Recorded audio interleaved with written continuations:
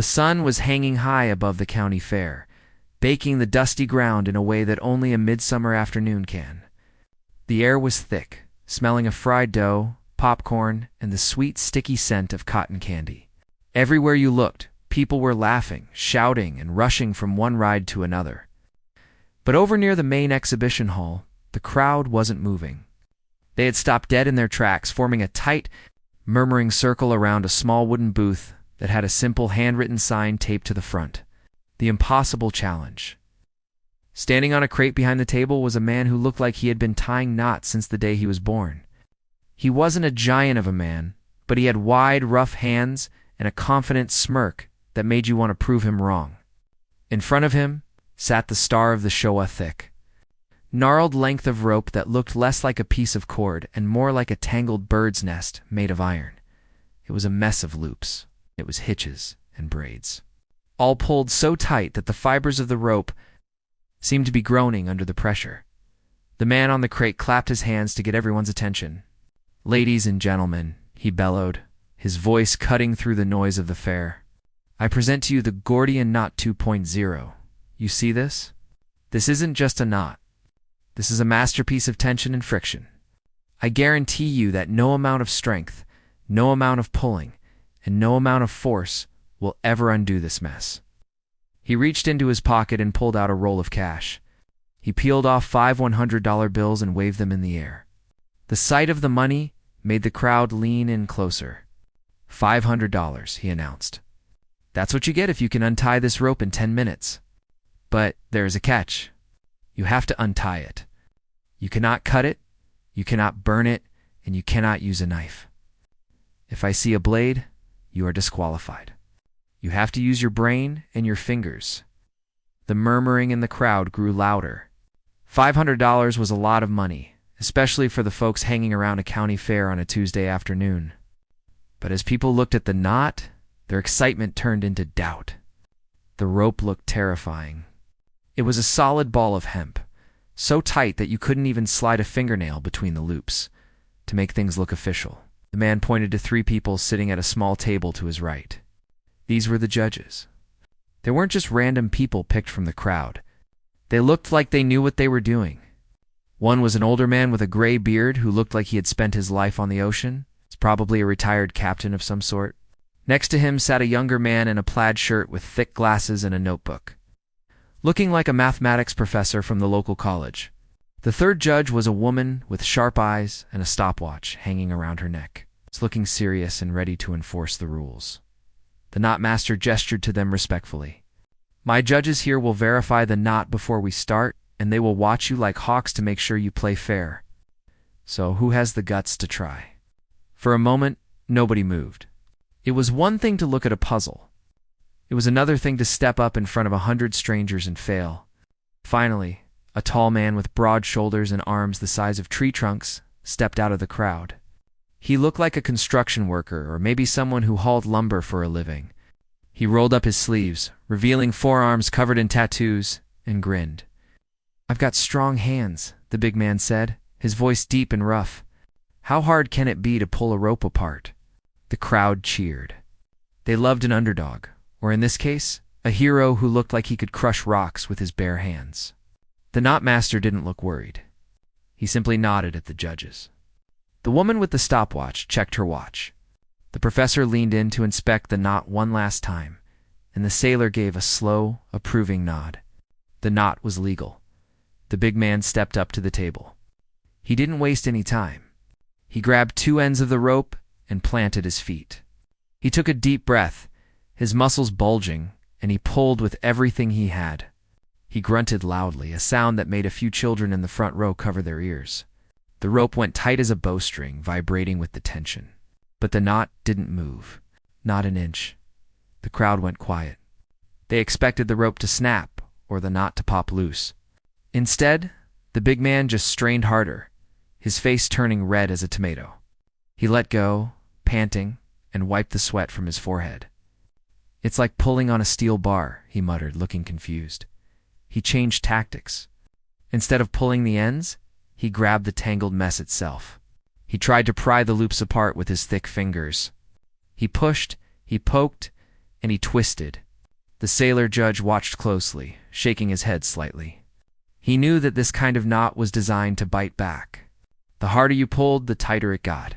It was a mechanism of friction, and brute force was exactly the wrong tool for the job. For minutes gone, the woman judge announced calmly. She didn't seem impressed by the show of strength. The big man was getting frustrated now.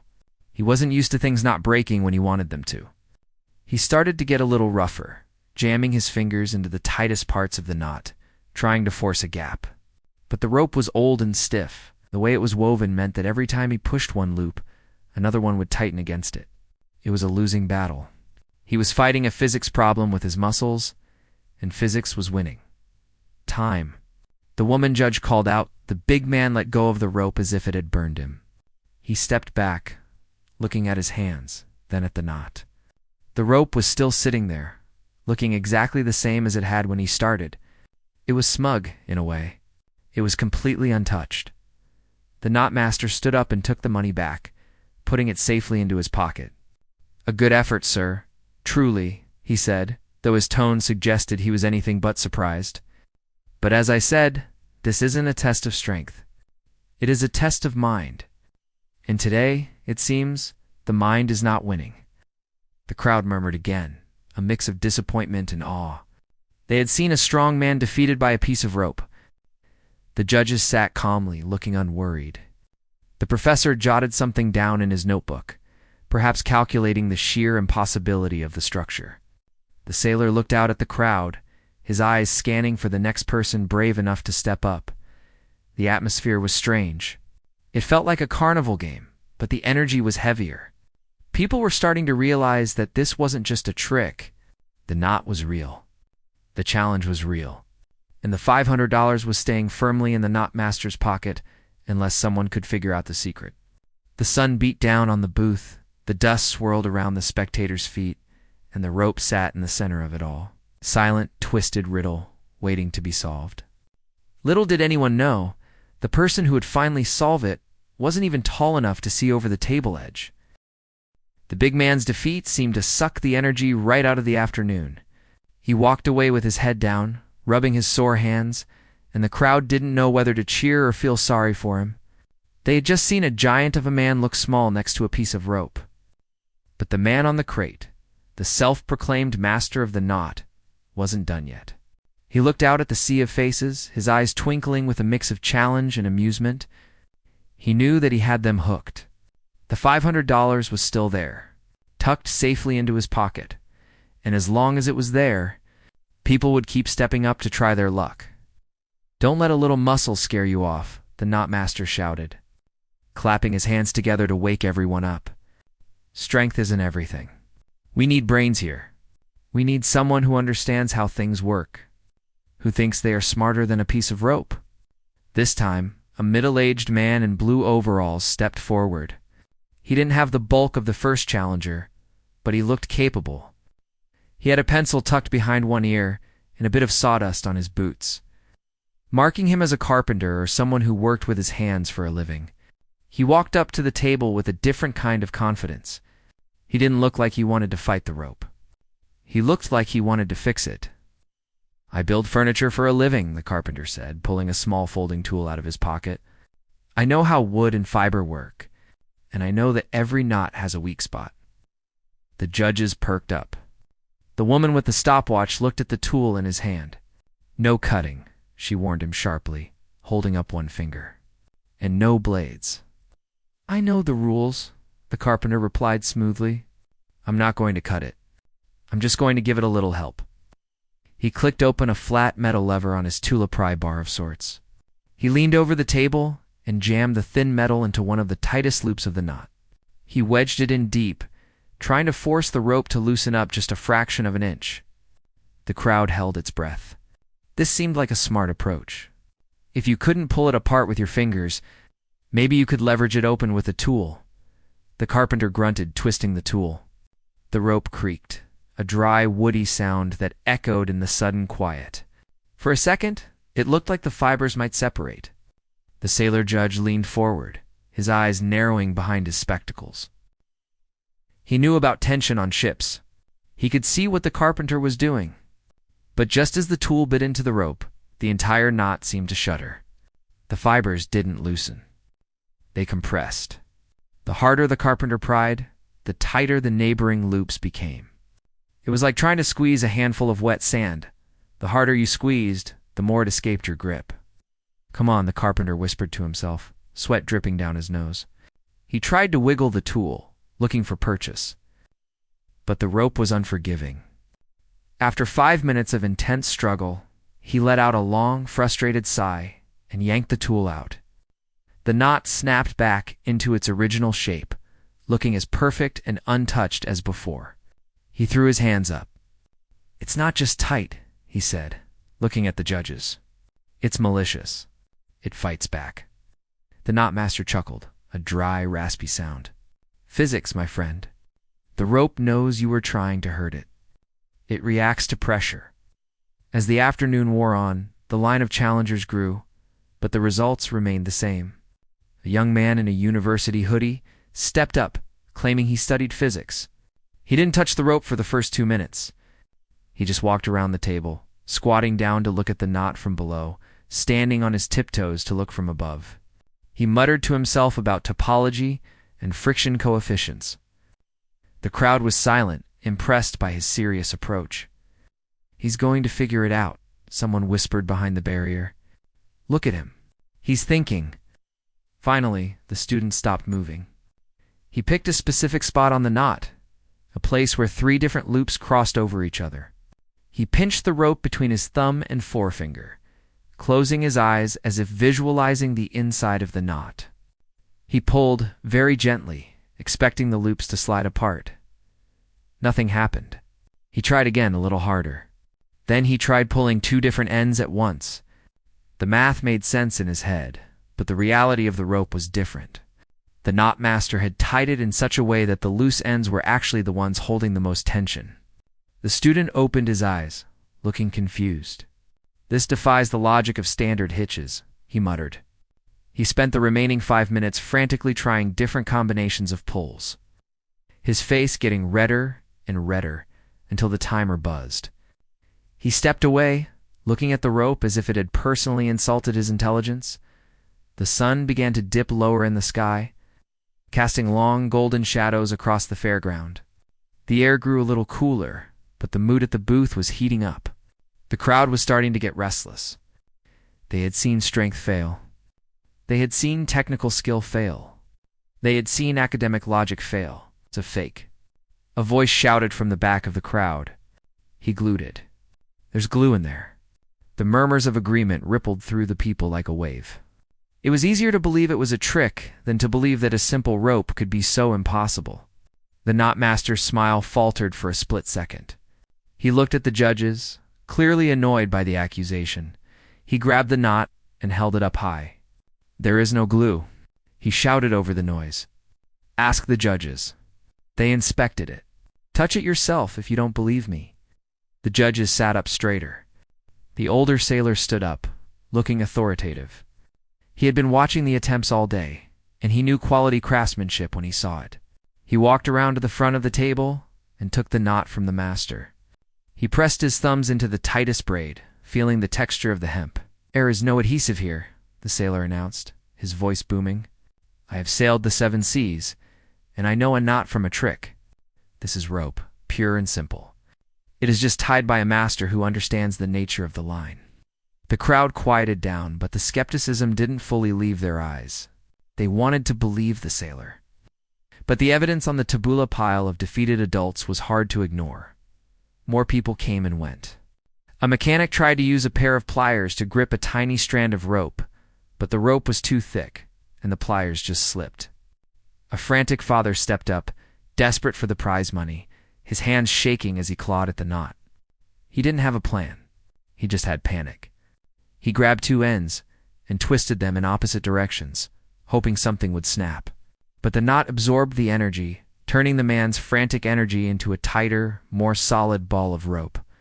When the timer buzzed, he looked like he might cry, slumping his shoulders and walking away into the crowd without a word. The knotmaster was starting to look bored, but in a satisfied way. He leaned back against his crate, watching the sun begin to set. The $500 was safe. The judges were looking tired. The woman with the stopwatch kept checking her watch, probably wondering how much longer they had to sit there. The professor had closed his notebook, seemingly convinced that the problem was unsolvable by standard human means. The crowd was thinning out now. People were drifting away toward the food stands or the Ferris wheel, their curiosity satisfied by the failure of others. It was the end of the show, or so it seemed. The energy at the booth had shifted from excitement to resignation. The general feeling was that the challenge was impossible, perhaps even a waste of time. The rope sat there in the center of the table, a silent, knotted king on a throne of wood, undefeated by the strongest, the smartest, the most desperate the fair had to offer. It seemed like the day would end with the master laughing all the way to the bank, the knot never yielding its secret. Nobody noticed a small figure quietly making its way through the thinning crowd. Stepping over the dusty hay, eyes fixed not on the money, but on the rope. The golden hour of the late afternoon was settling over the fairground, painting the sky in shades of orange and purple. The excitement that had buzzed through the air earlier had cooled down considerably. The booth with the impossible challenge was no longer the center of a roaring crowd. Most of the people had drifted away, heading toward the food stands to grab dinner or lining up for the evening fireworks. The noise of the fair seemed distant now, muffled by the tiredness that hung over the small wooden stage. The knot master was sitting on his crate, looking relaxed. He had his arms crossed over his chest, a satisfied smirk playing on his lips. It had been a good day. He had watched strong men sweat, smart men scratch their heads, and skilled workers walk away in defeat.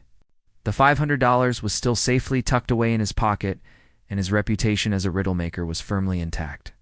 He looked like a man who had won a fight without ever throwing a punch. Behind him, the three judges were looking weary. The woman with the stopwatch was resting her chin in her hand, her eyes half closed. The professor had packed away his notebook, looking bored as he tapped his pen against the table. The old sailor was the only one still watching the few passers-by with any real interest, but even he looked ready to pack it in. The long day of watching people fail at the same task had drained the energy out of them. They were just waiting for the knot master to call it quits so they could go home, just as the sailor began to stand up, presumably to signal the end of the contest. A small figure pushed through the thinning line of spectators. It was a young boy, couldn't have been more than 8 years old. He was a scruffy little thing with messy hair that looked like it hadn't seen a comb in days. He was wearing a t-shirt that was a size too big for him and sneakers that were covered in fairground dust. But the most noticeable thing about him wasn't his size or his clothes. It was the half-eaten chocolate ice cream cone he was holding in his right hand. It was melting rapidly in the warm evening air, dripping sticky brown streaks down his fingers and onto his wrist. He didn't seem to notice the mess. He was entirely focused on the table, his big eyes wide with curiosity. The knot master looked down and saw the boy standing there. He let out a short, dismissive laugh, thinking the child was just lost or looking for a napkin. "Hey there, son," the master said, his voice loud and booming, meant to carry over the boy's head to any adults nearby. "You lost? The cotton candy stand is that way." He pointed a finger in the opposite direction, shooing the boy away like a stray cat. The boy didn't move. He took a slow lick of his melting ice cream and then pointed his sticky left finger at the gnarled rope in the center of the table. "I want to try," he said. His voice was small and soft, barely a squeak, but it was clear. A few people who were still lingering nearby chuckled. It was a funny sight, a tiny boy barely tall enough to see over the table edge, challenging a puzzle that had defeated grown men all day. The knot master laughed too, shaking his head in amusement. He leaned forward, resting his elbows on his knees, so he was eye level with the boy. "This isn't a game for kids," the master said, grinning. "This is a serious challenge. You saw those big men before, right? They couldn't do it, and they were strong. You're just a little guy. You'll get your fingers stuck." "I want to try," the boy repeated. There wasn't any arrogance in his voice. He wasn't trying to be brave or show off. He just said it as a simple fact, like he was asking for another turn on a swing. The judges looked up, their interest piqued by the interruption. The woman with the stopwatch uncrossed her arms, and looked at the knot master, raising an eyebrow. The professor adjusted his glasses, looking at the boy with a mixture of pity and amusement. The sailor just leaned back in his chair, a small smile forming on his weathered face. "Is there a rule?" A voice called out from the few remaining spectators. "Does it say a kid can't try?" The knot master paused. He looked at his handwritten sign. It didn't say anything about age. It just said the impossible challenge. He looked back at the boy, then at the judges. An idea formed in his head. This was perfect. Letting the kid try would be the ultimate proof of how hard the knot was. If a grown man failed, people might say the man wasn't strong enough. But if an innocent 8-year-old boy failed in 5 seconds, it would prove once and for all that the knot was a masterpiece. It would be the perfect, funny ending to his day. "Well," the master said, standing up straight and addressing the small crowd that was gathering again, "the rules don't say anything about age. And I suppose we should encourage the youth to dream big, right?" He laughed, and the crowd laughed with him. "All right, son, step on up. But don't cry when you can't move it, okay?" The boy didn't smile or frown. He just stepped closer to the table. The problem was, he was too short. The table was waist-high on the adults, but it came up to his chest. He had to stand on his tiptoes just to see the top of the knot. The knot master looked at the boy, struggling to reach.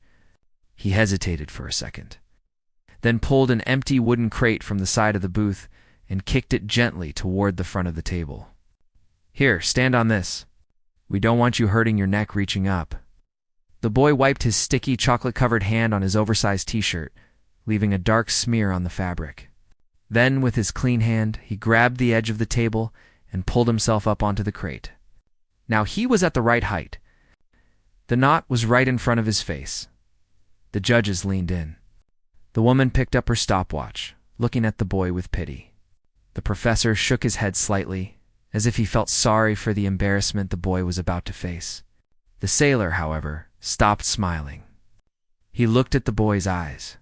They weren't darting around nervously like the adult's eyes had. They were calm. They were just looking. "All right, are you ready?" the knot master asked, his voice full of fake enthusiasm. 10 seconds? 20? How long do you think you'll last?" The boy didn't answer. He reached out with his small hand, the one that wasn't sticky with ice cream, and touched the rope. He didn't grab it like the others had. He didn't grip it tight or try to strangle the fibers. He just rested his fingertips lightly on the rough hemp. It looked like he was petting a small animal, checking if it was friendly. The crowd went quiet. They were waiting for the boy to yank on it. They were waiting for him to realize that the rope was hard and unmovable. But he didn't pull. He just stood there on his crate, the ice cream cone melting slowly in his other hand. Completely still. The knot master frowned slightly. He tapped his foot on the ground. "Come on, son. Give it a pull. Time is wasting." The boy ignored him. He tilted his head to the left, like a puppy hearing a strange noise. He looked at the knot from the side. Then he bent his knees and looked at it from underneath, staring up into the maze of loops. He wasn't looking at the parts that were tight. He seemed to be looking for something else. He looked for the empty spaces, the gaps that the big hands had missed, because they were too busy trying to force things open. The woman with the stopwatch looked at the knot master and shrugged. She wasn't going to start the timer until the boy actually did something. It felt cruel to count down the seconds of a child who was just staring at a piece of rope suddenly. The boy shifted his weight.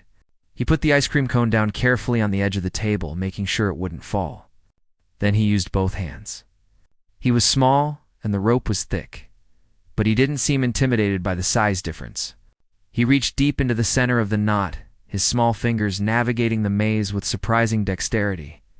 "He's going to try to brute force it," the professor whispered to the sailor. "Look, he's grabbing the core." But the sailor didn't answer. He was watching the boy's fingers. They weren't stiff. They were gentle. The boy found a specific loop, one that was hidden underneath the main tangle, a loop that looked like it was just part of the mess. He didn't pull it. He pushed it. He nudged it forward with his thumb, ever so slightly. The atmosphere at the booth changed instantly. It wasn't the frantic energy of the strong man or the nervous energy of the student. It was the silence of realization. The judges leaned forward, their tiredness forgotten. The knotmaster stopped tapping his foot. He looked at the boy's hand, and for the first time that day, a flicker of doubt crossed his mind. The boy didn't look confused. He looked like he had just found the key to a locked door. The boy stood on the wooden crate, his face just inches away from the tangled mess of rope. For a long moment, he didn't move a muscle. The crowd, which had been laughing and chatting just seconds before, fell into a confused silence. They were waiting for the show to start. They were waiting for the boy to grab the ends of the rope and pull with all his might, like the strong man had done. They expected a funny struggle, cute but futile attempt to move an object that was heavier and stronger than him. But the boy didn't pull. Instead, he rested both hands on the knot and began to turn it very slowly, as if he were handling a fragile baby bird that might fly away if he squeezed too tight. He spun the rope a little to the left, then to the right. He wasn't looking at the tight, hard bumps where the rope was crushing against itself. He was looking at the gaps, the empty spaces between the fibers. The knotmaster frowned. He leaned over the table, his voice impatient. "Come on, son. You have to pull it to untie it.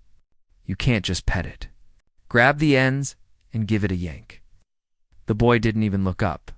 He acted as if he hadn't heard a word. It was a strange thing to watch. Usually, when people are challenged, they react to the person challenging them. They try to look tough or listen to instructions. But this boy was in a world of his own.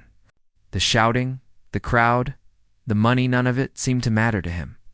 His entire universe had shrunk down to the size of that gnarled ball of hemp. He squatted down slightly on the crate, bringing his eyes level with the bottom of the knot. The judges watched him, their expressions shifting from boredom to curiosity. The woman with the stopwatch held it in her hand, her thumb hovering over the button, but she didn't press it yet. It felt disrespectful to start the countdown when the boy wasn't actually trying in the way the rules described. "What is he doing?" the professor whispered, leaning toward the sailor. "He's looking for the center of gravity?" "No, that doesn't make sense for a knot." The old sailor didn't say a word. He just stared. He had spent 50 years dealing with ropes on ship's ropes that held sails. Ropes that anchored massive vessels. Ropes that had to hold tight in a hurricane. He knew that rope was a stubborn material. It had a memory. It liked to stay in the shape it was put in. But he also knew that rope had a grain, a direction it wanted to go. He watched the boy's small fingers tracing the path of a single strand. From the outside all the way into the messy center, the boy was seeing something different than what the adults had seen. When the big men had looked at the knot, they saw a wall. They saw something that needed to be broken down by force. When the carpenter had looked at it, he saw a mechanical problem to be pried open. But the boy, unburdened by the knowledge of how impossible the knot was supposed to be, just saw a pattern. To him, it wasn't a solid block. It was a story written in twists and turns. He was trying to find the sentence that didn't make sense. He lifted the knot up, holding it close to his nose. He squinted his eyes, blocking out the fading sunlight of the fairgrounds. Then he did something that made the sailor gasp. The boy reached underneath the main body of the knot, diving his fingers into a dark, tight space where the rope doubled back on itself. The crowd craned their necks, trying to see. "He's going to get stuck," someone whispered nervously. "His hand is too small to get out." But the boy wasn't stuck. He was exploring. He pushed aside a thick loop that was covering the core. Underneath, hidden deep inside the tangle where the light barely touched, was a single, innocent-looking loop of rope. It wasn't pulled tight like the others. It was lying there, waiting. The adults had missed this loop completely. They had all been pulling on the ends of the rope, the parts that stuck out. By pulling on the ends, they had tightened this inner loop, locking the whole knot into a solid mass. But the boy hadn't touched the ends. He had gone straight for the heart of the puzzle. "Found you," the boy whispered softly.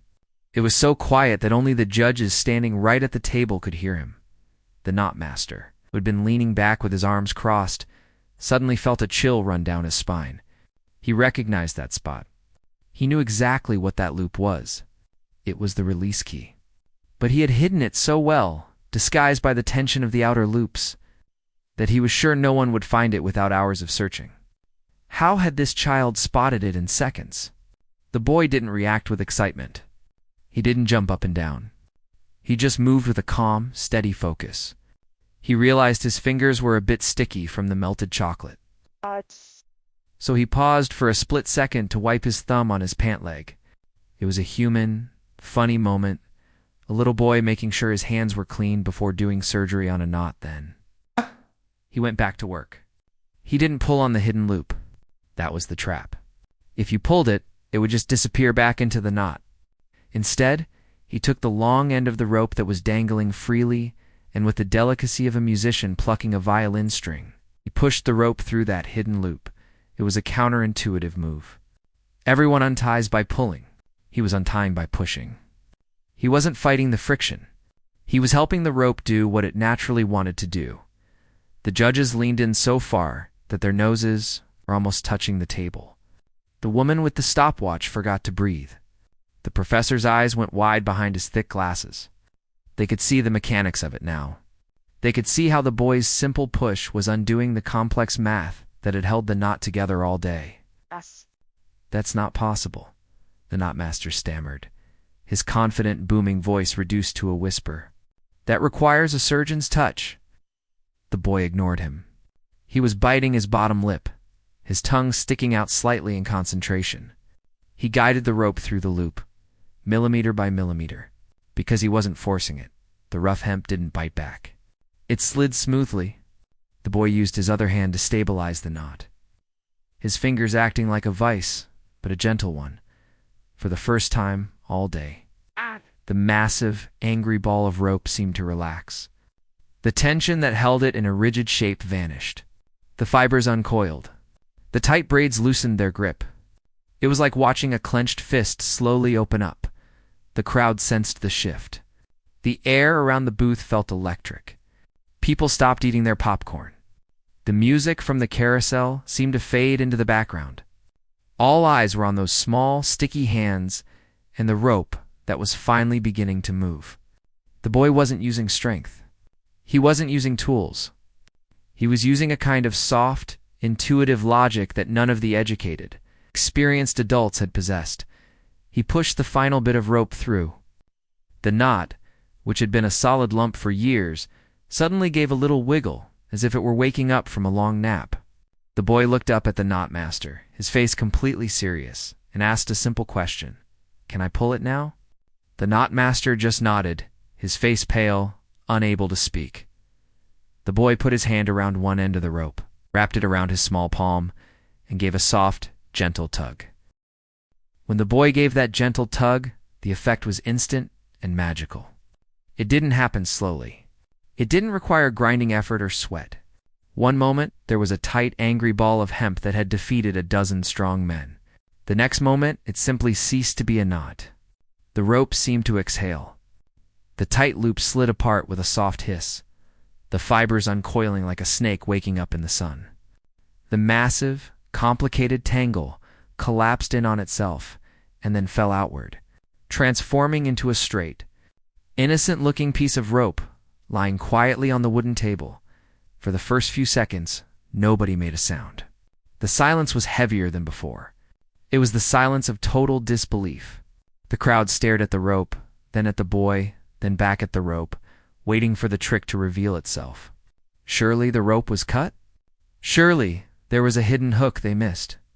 But it was just lying there, perfectly intact, perfectly untied. The woman with the stopwatch looked down at her hand. She had never even pressed the start button. Her thumb was hovering over it, frozen. She looked at the boy, then at the knotmaster, her mouth opened slightly. 5 seconds, the old sailor whispered from the judge's table. His voice was rough, but it carried across the quiet booth. Maybe less.